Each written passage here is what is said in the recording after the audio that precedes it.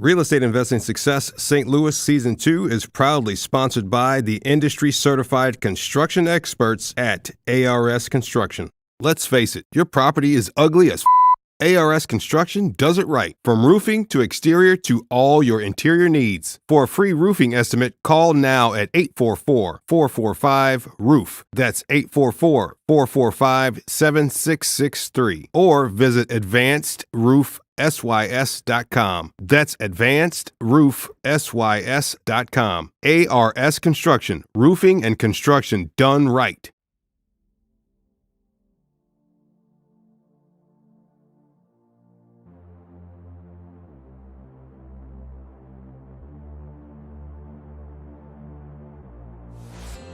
Good day, investors. I'm Antonio Holman, founder of United States Real Estate Investor at UnitedStatesRealEstateInvestor.com, and welcome to Real Estate Investing Success St. Louis Season 2, where I chat with successful real estate investors about the ins and outs and the ups and downs of the real estate investing industry right here in St. Louis, Missouri.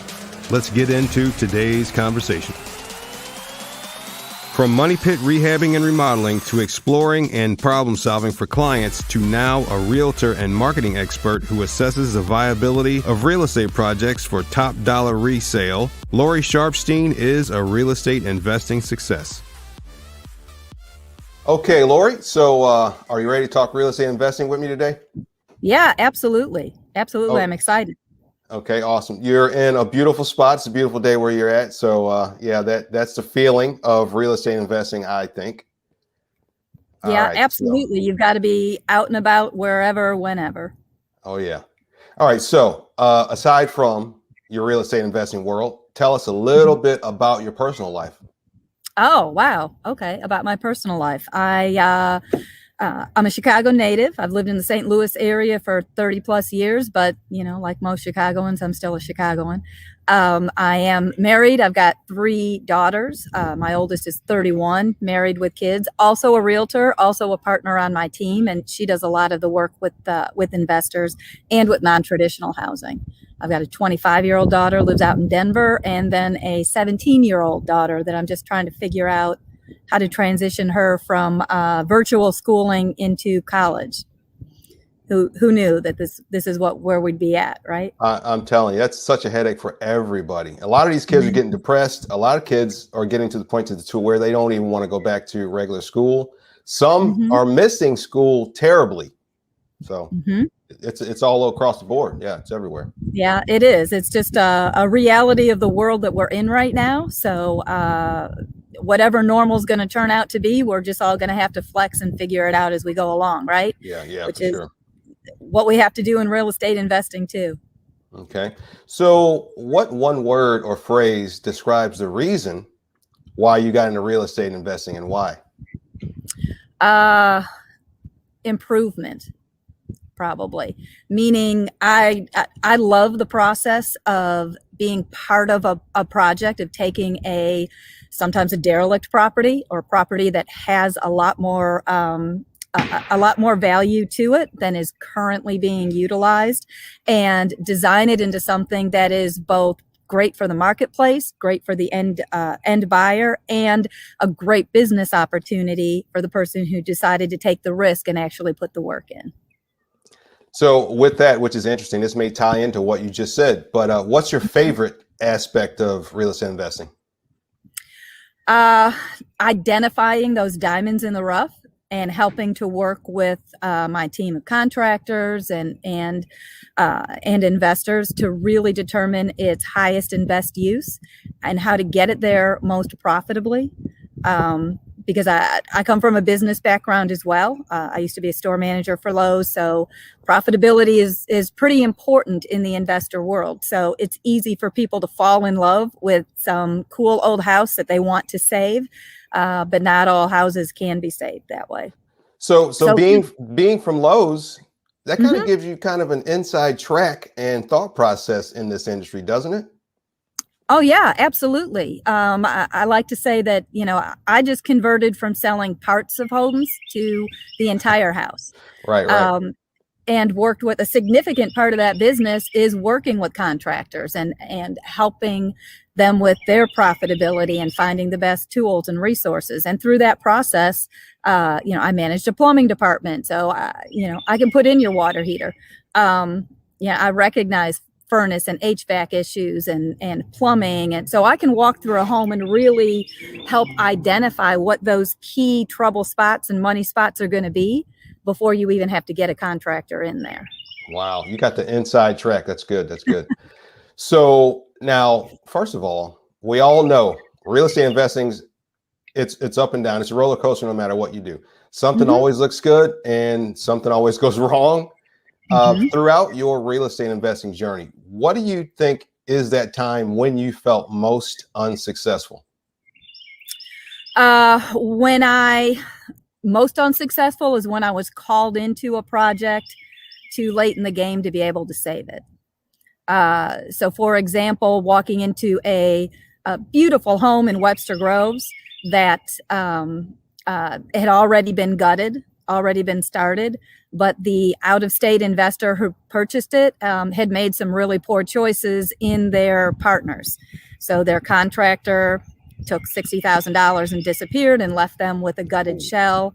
Their previous real estate agent had really not done them any service either. The floor plan that they had planned for the property was not going to work. So really the only way for them to get out of it was just to take some loss and try to sell it to someone else. But it was a beautiful home and a really highly invested and active investor who really just wanted to do the right thing. But because they chose the wrong people for their team, it just never got completed. Wow. Wow. Yeah, that describes the roller coaster for sure. Wow. So in your real estate investing business, what is your current goal right now? My current goal is to partner with investors, particularly ones who are newer. I have what I see is a lot of people think that it's going to be just like the way it looks on TV, right? You just magically find a cool property, you buy the property, and then you try to find a contractor, and then you try to finish it up. And that's not how it really works. So I like to be able to educate new investors, because to me, as a realtor who also sells to owner occupants, that's how I can best impact our low inventory issues. If I can help an investor find the right property, make good profitability, get in and out of it quickly, then that gives me more useful inventory instead of, all of the bad inventory that I have to deal with now on the marketplace. So I love being able to help connect those early investors with the right contractors and the right people who are really going to help them. And I also like helping to educate, and here comes a truck. I also really like being able to help educate investors as to what that sales process is going to look like. Oftentimes they don't really know what that sales contract looks like when they get it. What does it mean when you accept an FHA loan? What are those contingencies in the contract, and how can I help someone avoid some of the more expensive pitfalls that actually come up between contract and close? So I've done seminars at RIAs where we actually just sat down and went paragraph by paragraph through the traditional 9-page sales contract, because when you're trying to sell it, that's what's going to come to you, and you need to know what's in it and how to be able to assess it. And by knowing what's in it, if you know that you've got to deal with occupancy, if you know what FHA looks like, you can plan those repairs into the front end of your project, and they're already paid for. Now, as a realtor and a real estate investor, do you feel that there's, I don't know about all the time, but occasionally, do you feel that there's a conflict between those two worlds that hold you back or actually help you? What do you feel about that? I feel like we make our own opportunities and we choose our viewpoint of how we want to view things. So yes, there can be a barrier to that. both sides just need to be able to really be open and honest about what they can do and what they're able to do. The challenge comes when there's misunderstandings, when investors, for example, both sides of this, the realtor and the investor, the main reason you're in this is because it's your source of income and you need to run a profitable business. So on the realtor side, it's not profitable if an agent is spending 4 hours a day running a million CMAs for properties that they're not going to really be part of the transaction. So being able to sort of set those parameters in the beginning and saying, this is how I can help you. This is why I want to help you. And this is how I could make something out of it while I help you be more profitable. So I tell a lot of my investors, I am not the best person. If you're out looking for that diamond in the rough property, you're not going to find it on the MLS. You're probably not going to find it through a realtor. You're going to find it through wholesalers. And I work with a lot of those as well and maintain a database of those properties for my clients. But teaching an investor how to develop those tools for themselves. And then when you're ready to sell that property, that's when you really need me the most, because I know what sells and I know how to sell it and I know how to market it. And I'm going to be able to get you top dollar. So some investors find that useful and others don't. Everybody's business model is different, and that's okay. Yeah. So as we were talking before we got started, we were talking about technology. Mm-hmm. So right now, what is your favorite real estate investing technology that you use? Wow. Favorite real estate technology that I use? Probably my CMA, my database management tool. It has abilities. It has IA abilities, so it can have text conversations for me without me having to be completely involved in it. And it allows me to be able to touch a much bigger, to cast a much wider net than if I'm trying to go old school and trying to keep track of things myself individually through notepads and sort of the old school way. So really, it's a matter of trying to streamline and finding tools that are going to work best for whatever your objective is. Mm-hmm. So these days, what does your real estate investing portfolio look like? Really, I'm not currently holding any properties. I have 5 or 6 different clients that I'm working for, helping them find properties. Also, my company name is Out of the Box Properties, and one of the agents on my team focuses and specializes very, very specifically in non-traditional housing. So we're working with some developers on tiny home villages and also some apartment complexes or apartment buildings that will be built out of shipping containers. And also identifying good projects for converting existing commercial properties into a residential property. So a lot of what I'm focused on right now with this agent has been working with municipalities in order to be able to approve projects like this. Working with some nonprofits like the Community Veterans Project that's building a tiny home veterans project in North City, which is a location that really needs that kind of revitalization in order to help support a homeless veterans project. So my personal business now has been in supporting and helping to identify great projects for other investors to really wrap their hands around and then be able to help them through that process. That North City project, I mean, why hasn't that happened sooner? I mean, veterans need all the help they can get. That's what I think. I don't know what took so long. This is such a cool project because they already have one up and running in Kansas City and it's successful. So they were able to buy a bunch of LRA property. They're able to put it, right up around the vet hospital. And they'll be able to, for about $50,000 per unit, build a tiny home and completely outfit it, and then help work that veteran through the process to transition them in. And then out into their own existing housing. And then when they go, all of the things that were loaded into that tiny home, all of the blankets and pillows and all the household goods, all of that goes with them. So it's really designed to help give a certain population that really, really needs it, that foot up in that process to be able to move forward with their lives. And they're also, this same organization already has land in Colorado and in Texas. So this is going to end up being a big national drive. But I think it's amazing that St. Louis gets to be part of their early stages. And it also serves that dual purpose for us of really being able to utilize a part of our city that is undervalued and underutilized, right? Mm-hmm. So once we can move more businesses in, then that's just going to help revitalize that whole part of the city. Now, I'm not really totally familiar with that program. Is it government funded at all? Not currently.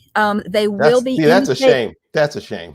Well, they did just get approval. They will have a significant amount of funding from the state of Missouri, actually from the medical marijuana initiatives. Yeah. So that's pretty cool. But they've been able to get almost all of their funding privately. And that they kind of like that too, because that gives them a lot more control over the project. Yeah. But now they're getting big enough that they're able to bring in and get some government funding as well. Okay. I love that. Love it. Lori, if people want to learn more about you, how can they connect with you? Wow, that's pretty easy. So you can find me all over Facebook through out of my business pages, Lori Sharpsteen Realtor, Out of the Box Properties. Our website is outofthebox.properties. You will find me oftentimes connected at some of the RIA events because I just love getting out and talking. So I can't wait till some of these things open up a little bit more. Yeah, and really. we can actually talk in person again, right? My phone number is area code 314-858-6034. Feel free to call, text. Again, I'm easy to find on Facebook. You can messenger me. Whatever your method of choice is. I have Snapchat. I really just use it for my kids. So, but most any other way you can find me. Since entering into the real estate investing world, what are you most grateful for? Partnerships. Being able to identify and find the right people to have on my team and to have in my tool belt, so that I can pull out the right plumber, the right sewer lateral guy, all of the different money people. There's so many different ways that you can fund these projects that people just aren't aware of. So being able to, I took a lot of time. I've been in real estate now for almost 4 years. I've been in rehab, remodel, and construction for almost 20 years.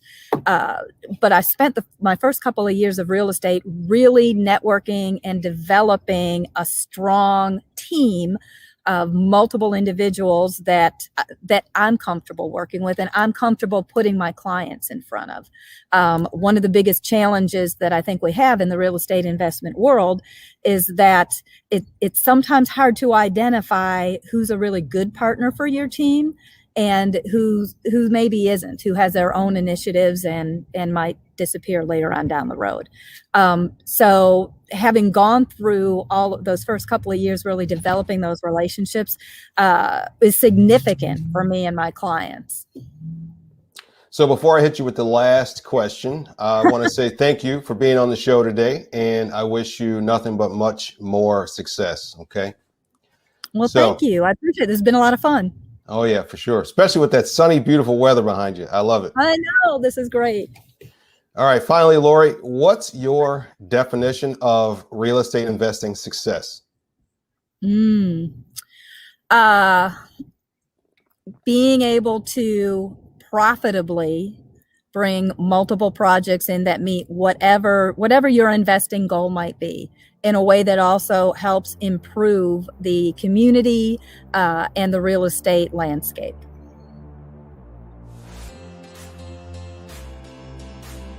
Investors, I hope you've enjoyed my quick conversation today. Check out more great content like this at UnitedStatesRealEstateInvestor.com. Also, do not forget to rate, review, and subscribe wherever you find podcasts. Please do us a huge favor and visit our sponsor, ARS Construction, at AdvancedRoofSYS.com. Thanks for listening, and as always, stay grateful, stay successful, and be free. If you'd like to be a guest or a host in your city, please contact us at UnitedStatesRealEstateInvestor.com. Music by Harris Heller. Is your rental business not running quite the way you hoped? Are tenant problems becoming, well, your problem? Are you skeptical about turning over your rental portfolio to a property manager?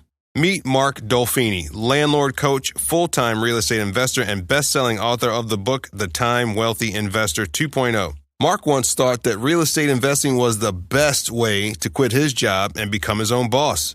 The trouble was, he ended up working more hours than ever and ended up working for the worst boss in the world, himself.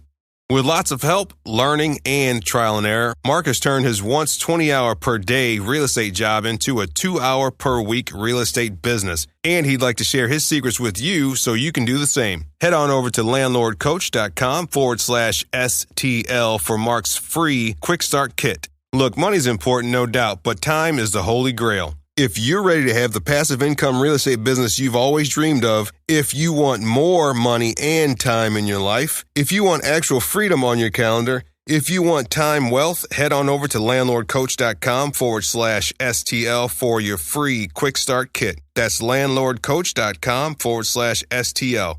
Remember, if you don't place a value on your time, someone else